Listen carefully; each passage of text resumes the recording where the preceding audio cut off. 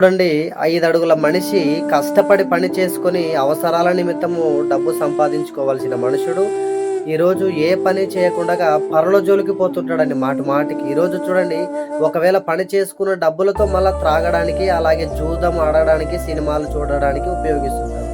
అసలు 5 అడుగుల మనిషిని చిన్నగా మన కంటికి కనపడుతున్నాడు చిన్న చీమ దగ్గరికి వెళ్లి బుద్ధి, జ్ఞానం నేర్చుకో అంటున్నాడంటే, ఈరోజు చాలామంది కూడా వేసవి కాలమందు పడుకుంటారు, కోతకాలమందు కూడా పడుకుంటారండి. అందుకనే కష్టపడి పని చేసుకున్న వాడికే భోజనము చేయమన్నాడు కదా బైబిల్‌లో కూడా. అందుకనే కష్టపడి పని చేయాలండి. అంటే సంపాదించుకోవాలా, కానీ సంపాదనే జీవితంగా మనం భావించకూడదు ప్రేమైన వాళ్ళరా. మొదటగా ఆయన నీతిని, ఆయన రాజ్యాన్ని వెతికితే అప్పుడు నీవు అన్ని విషయాలలో యందు నువ్వు నిపుణత కలిగి జీవించగలవు.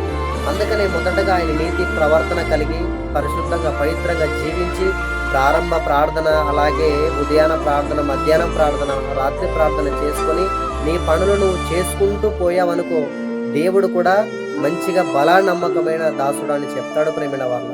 అందుకని ఏ పని చేయకుండా పరుల జోలికి పోవట కంటే నీ చేతనైనంత వరకు పని చేసుకొని జీవించు.